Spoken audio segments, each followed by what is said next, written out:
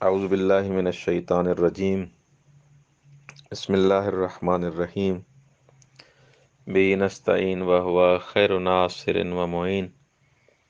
وصلی اللہ علی سیدنا و نبینا ابی القاسم محمد وعلی آلہ الطیبین الطاہرین المعصومین، لا سیما بقیت اللہ فی الارضین، روحی و ارواح العالمین لتراب مقدمہ الفدا، اما بعد فقد قال اللہ تبارک و تعالی فی کلامہ المجید وقولہ الحق وهو اصدق القائلین، بسم اللہ الرحمن الرحیم، یا ویلتنا ما لهذا الکتاب لا یغادر صغیرة ولا کبیرة الا احصاها۔ گناہ شناسی کے حساب سے ہمارے دروس کا سلسلہ چل رہا تھا۔ گزشتہ جلسات میں ہم نے گناہ کی تعریف، شرائط اور معانی بیان کیے کہ گناہ کی کیا تعریف ہے، گناہ کہا کسے جاتا ہے، اور قرآن کریم میں کس انداز میں اس کو بیان کیا گیا ہے، کون سے ہم معنی ہیں، ذنب، عصیان، بہرحال ان سب چیزوں کو ہم نے آیات کے حساب سے بیان کیا۔ آج جو ہم گناہ کے بارے میں بیان کرنے جا رہے ہیں وہ گناہ کی قسمیں ہیں، کہ گناہ کی کتنی قسمیں ہیں اور کون سی قسمیں ہیں۔ گناہ کی ابتدائی جو ہیں وہ معنی اور حقیقت کے حساب سے دو قسمیں ہیں، گناہ صغیرہ اور گناہ کبیرہ۔ گناہ صغیرہ یعنی وہی چھوٹا گناہ، اور گناہ کبیرہ یعنی بڑا گناہ۔ قرآن کریم میں اس صغیرہ اور کبیرہ کی طرف بھی اشارہ کیا گیا ہے، بیان کیا گیا ہے، جیسے سورہ کہف کی آیت نمبر 49 میں بیان کیا گیا ہے، یا ویلتا ما لہذا الکتاب لا یغادر صغیرة ولا کبیرة الا احصاها۔ وہ بالآخر جو انسان اس دنیا سے چلے جائیں گے وہ ارمان کریں گے، افسوس کریں گے کہ اس اعمال نامے کا کیا حال ہے جو اس میں ہر چھوٹا گناہ، ہر بڑا گناہ سب کو احصا کیا گیا ہے۔ امام جعفر صادق علیہ السلام سے خالد بن نجی روایت نقل کرتا ہے کہ مولا امام صادق علیہ السلام فرماتے ہیں، قال اذا کان یوم القیامہ دفع الی الانسان کتابہ، جب قیامت کا دن ہوگا تو آئے گا دفع الی الانسان کتابہ، نام اعمال اس کو دیا جائے گا، ثم قیل له اقرأ، اس کو کہا جائے گا کہ پڑھو، قلت فیعرف ما فیہ، تو خالد بن نجی امام صادق سے پوچھتا ہے، میں نے مولا سے پوچھا، مولا فیعرف ما فیہ، کیا وہ جانے گا، پہچانے گا کہ اس میں کیا لکھا ہوا ہے، وہ نام اعمال جو اس شخص کو دیا جائے گا؟ فقال ان اللہ یذکرہ فما من لحظۃ ولا کلمۃ ولا نقل قدم ولا شیء فعلہ الا ذکرہ کأنہ فعلہ تلک الساعہ۔ مولا امام صادق علیہ والسلام سے جب اس صحابی نے پوچھا کہ مولا اس کو سمجھ آئے گی کہ اس نام اعمال میں کیا لکھا ہوا ہے، تو مولا نے فرمایا ان اللہ یذکرہ فما من لحظۃ، خدا اس کو یاد دلائے گا لحظہ بلحظہ، ولا کلمۃ، کلمہ بکلمہ، ولا نقل قدم، ہر قدم جو دنیا میں اس نے اٹھایا ہے، ولا شیء فعلہ، اور ہر کام جو اس نے انجام دیا ہے، الا ذکرہ کانہ فعلہ تلک الساعہ، خدا اس کو ایسے یاد دلائے گا جیسے اس نے ابھی اسی وقت وہ کام انجام دیا ہے۔ اسی وجہ سے وہ کہے گا یا ویلتا ما لہذا الکتاب لا یغادر صغیرۃ ولا کبیرۃ الا احصاها، خدا یہ نام اعمال کیسا ہے، اس میں تو ہر چھوٹا بڑا گناہ سب موجود ہے۔ یہ بہار انوار کی جلد نمبر 7، صفحہ نمبر 313، نور الثقلین، تفسیر عیاشی، تفسیر اہل بیت، تفسیر برہان، سب میں یہ روایت موجود ہے۔ اس سے مفصل تر بھی روایات موجود ہیں، میں پڑھتا ہوں تاکہ امام کے کلام سے اور استفادہ کیا جائے۔ خالد بن نجیح کی یہ روایت، اس کے علاوہ اسبغ بن نباتا یا نباتا، وہ کہتا ہے کہ ان سلمان قال علی اذهب بی الی المقبرہ یا مقبرہ،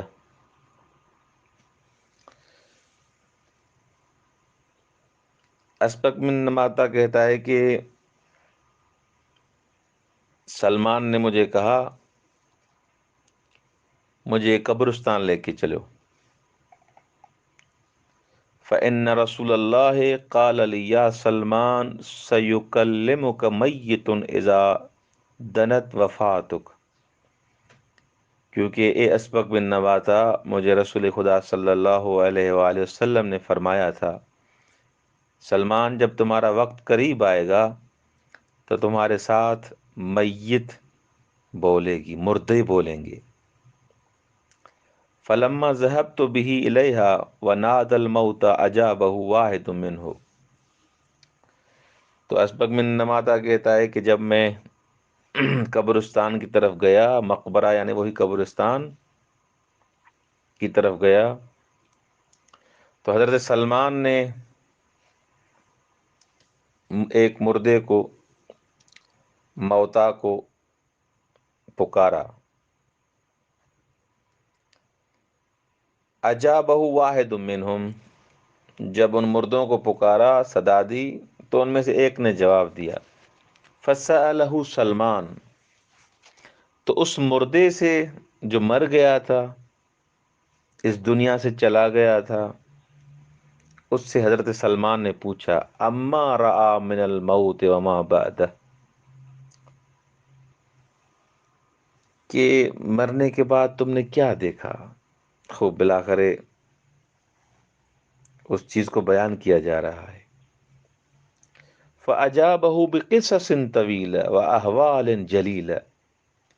وردت عليه إلى أن قال لما ودعني أهلي، تو اس نے ایک طولانی قصہ شروع کر دیا اس مردے نے، اس صاحب قبر نے، اور جواب دیتے ہوئے حضرت سلمان کو کہا کہ جب لما ودعنی اہلی، جب مجھے میرے گھر والے اس قبر میں دفن کر کے، واراد الانصراف من قبری، اور انہوں نے جب چاہا کہ میری قبر کو چھوڑ کے گھر چلے جائیں، اخذت فی الندم، تو میں پشیمان ہو گیا اور میں نے کہا کہ کاش میں بھی ان کے ساتھ چلا جاتا،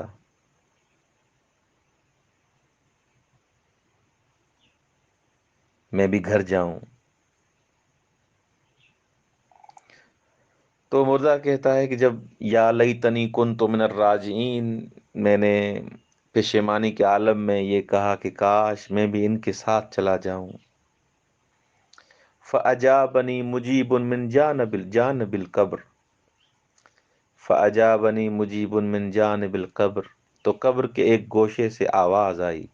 کلا انہا کلمۃ هو قائلها ومن ورائہم برزخ الی یوم یبعثون۔ تو ایک کہنے والے نے کہا کہ اب برزخ کا عالم ہے، اب برزخ کا سفر ہے، اب تم واپس نہیں پلٹ سکتے، جو تم نے کرنا تھا کر لیا، اب اس کے پیچھے یعنی اس کے بعد مرنے کے بعد برزخ ہے الی یوم یبعثون، جب تک قیامت کا دن آئے تب تک آپ کو اس برزخ میں رہنا ہے۔ فقلت له من انت، وہ صاحب قبر نے حضرت سلمان کو کہا کہ میں نے جو آواز آئی مجھے کہ اب آپ کو برزخ میں رہنا ہے اور آپ واپس گھر نہیں جا سکتے، تو میں نے اس صاحب آواز سے پوچھا من انت، تم کون ہو؟ قال انا منبہ انا ملک وکلنی اللہ عز وجل بجمیع خلقہ، تو اس نے کہا کہ میں اللہ کا فرشتہ ہوں، ملک ہوں، خدا نے مجھے مأمور کیا ہے تمام مخلوقات کے لیے کہ لِأُنَبِّئَهُم بَعْدَ مَمَاتِهِم، تاکہ میں ان کو متوجہ کروں ان کی موت کے بعد، لِيَكْتُبُوا أَعْمَالَهُمْ عَلَى أَنفُسِهِمْ بَيْنَ يَدَيِ اللَّهِ عَزَّ وَجَلَّ، اور ان کو بتاؤں اور تاکہ وہ اپنے اعمال انجام دے جو انہوں نے دنیا میں اعمال کیے، عمل انجام دیے، وہ لکھیں۔ ثم انه جذبني واجلسني وقال لي اكتب عملك، پھر اس کے بعد اس فرشتے نے مجھے بٹھایا اور کہا کہ اکتب عملک، اپنے عمل لکھو۔ فقلت انی لا اوصی، میں نے کہا میں تو ان کو شمار نہیں کر سکتا کہ میرے کون کون سے عمل تھے۔ فقال لي اما سمعت قول ربک، تو اس فرشتے نے مجھے کہا کہ خدا کا یہ کلام نہیں سنا، احصاہ اللہ ونسوہ، کہ خداوند متعال بالآخر شمار کر رہا ہے، وہ بھول جائیں گے۔ ثم قال لی اکتب وانا املی علیک،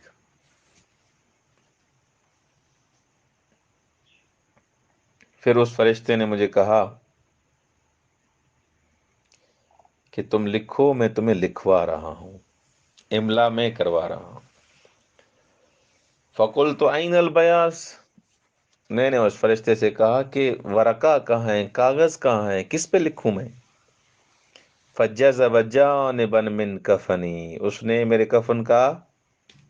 حصہ دیا، فاذا هو ورق، ایسے ہو گیا جیسے وہ ورقہ ہوتا ہے، کاغذ ہوتا ہے، جیسے کاغذ ہو۔ اس نے کفن مجھے دیا، میرا ہی کفن، کفن کا ایک حصہ جیسے وہ کاغذ ہو۔ فقال هذه صحیفتک، مجھے کہا کہ یہی تمہارا صحیفہ ہے، یہی تمہاری کتاب ہے۔ فقلت من این القلم، میں نے اس فرشتے سے کہا کہ قلم کہاں ہے؟ فقال سبابتک، اس نے کہا کہ تمہاری یہ انگشت شہادت یا سبابہ، یہ انگلی جو ہے، یہ قلم ہے تمہارا۔ قلت من این المداد، قال ریقک، میں نے کہا کہ اس کی سیاہی کہاں ہے، مداد کہاں ہے؟ قال ریقک، تمہارا آب دہان یہ تمہاری سیاہی ہے۔ ثم املا علی ما فعلته فی دار الدنیا، اس نے سب کچھ لکھوایا جو میں نے دنیا میں انجام دیا تھا۔ فلم یبق من اعمالی صغیرہ ولا کبیرہ، سب کچھ لکھوایا حتیٰ کہ جو بھی میرے اعمال، چاہے گناہیں صغیرہ تھے، چاہے گناہیں کبیرہ تھے، چاہے چھوٹی نیکیاں تھیں، بڑی نیکیاں تھیں، سب میرے اعمال انجام لکھوائے، اس نے املا کروائے۔ فلم یبق من اعمالی صغیرہ ولا کبیرہ الا املاها، کوئی بھی صغیرہ اور کبیرہ اعمال میں سے نہیں بچا مگر اس نے لکھوا لیا، سب میں نے لکھا۔ کما قال تعالی ویقولون یا ویلتا یا ویلتنا ما لهذا الکتاب لا یغادر صغیرۃ ولا کبیرہ الا احصاها ووجدوا ما عملوا حاضرا ولا یظلم ربک احدا۔ سب اس کتاب میں موجود ہے، صغیرہ ہو کبیرہ ہو، سب اس میں موجود ہے۔ خدا کسی پر بھی ظلم نہیں کرتا۔ ثم انہ اخذ الکتاب وختمہ بخاتم، پھر اس پر ایک مہر لگائی اس فرشتے نے، وطوقہ فی عنقی، اور میرے گردن میں وہ توق، وہ نام اعمال ڈال دیا۔ فخیل لی ان جبال الدنیا جمیعا قد طوقوها، مجھے ایسے لگا جیسے پوری دنیا کے جبل اور پہاڑ میری گردن میں کسی نے ڈال دیے ہوں۔ فقلت له یا منبہ وَلِمَ تَفْعَلُ بِي كَذَا، میں نے اس منبہ، اس فرشتے کو کہا کہ میرے ساتھ ایسے کیوں کیا، یہ نام اعمال کا توق میری گردن میں ڈال دیا۔ قال الم تسمع قول ربک وکل انسان الزمناہ طائرہ فی عنقہ ونخرج له یوم القیامہ کتابا یلقاہ منشورا۔ جب میں نے اس فرشتے سے کہا کہ یہ جو میری گردن میں آپ نے توق ڈالا ہے، کیوں میرے ساتھ ایسے کیا، کیوں میری گردن میں توق ڈالا اتنا وزنی، کیوں میرے ساتھ ایسے کیا؟ تو اس نے کہا کہ خدا کا کلام تم نے نہیں سنا ہے، ہر انسان کے اعمال اس کی گردن میں لٹکائے جائیں گے، آویزاں کیے جائیں گے، اور قیامت کے دن اس کے ساتھ اس کتاب کے ساتھ اس کو باہر لائیں گے، اس کے سامنے وہ کتاب جو اس نے لکھی ہوگی اس کے سامنے ظاہر کی جائے گی، اور کہا جائے گا کہ یہ وہی نام اعمال ہے۔ اور سورہ اسراء کی آیت نمبر 13 اور 14 کے حساب سے یہ خود انسان کو فیصلہ کرنا چاہیے کہ اس دنیا میں کیا کرنا ہے۔ روز قیامت آپ کا نام اعمال آپ کی آنکھوں کے سامنے کھولا جائے گا، خود گواہ بنو گے۔ پھر حضرت سلمان کو یہ شخص اپنا سارا قصہ سناتے سناتے کہ مجھے اس فرشتے نے کہا کہ یہ نام اعمال قیامت کے دن کھولا جائے گا، یہ وہی کتاب ہے، تم ہی گواہ ہو اپنے آپ پر۔ ثم انصرف عنی، وہ پھر چلا گیا، وہ منبہ، وہ فرشتہ چلا گیا۔ سبحان اللہ۔ تو یہ صغیرہ اور کبیرہ کے حساب سے اس آیت سے ہم نے یہ بیان کیا کہ خداوند متعال جو بھی انسان اس دنیا میں چاہے صغیرہ یا کبیرہ، چاہے گناہ ہو چاہے نیکی ہو، ان سب چیزوں کو بالآخر ایک کتاب میں لکھا جا رہا ہے، اور جب انسان اس دنیا سے جاتا ہے تو وہ منبہ، وہ فرشتہ املا کرواتا ہے، لکھواتا ہے کہ لکھو اپنے پورے نام اعمال۔ انسان خود لکھتا ہے، وہ نام اعمال اس کی گردن میں ڈالا جاتا ہے، اور قیامت میں اس حال میں پیش ہوگا کہ اس کے سامنے وہ کتاب پیش کی جائے گی، وہ خود گواہ ہوگا۔ خوب دروا کی یہ اشارہ ہے، یہ سمجھانا ہے، یہ خدا ہمیں سمجھا رہا ہے۔ حضرت سلمان کو یہ جو صاحب قبر نے سب کچھ بتایا، ہمیں بتایا جا رہا ہے کہ ہمارے ساتھ کیا ہونا ہے۔ کوئی بھی عمل خدا سے چھپا ہوا نہیں ہے، صغیرۃ ولا کبیرہ، چاہے وہ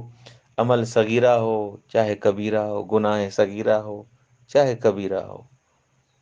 وہ خدا سے چھپا ہوا نہیں ہے۔ خدا سے دعا ہے کہ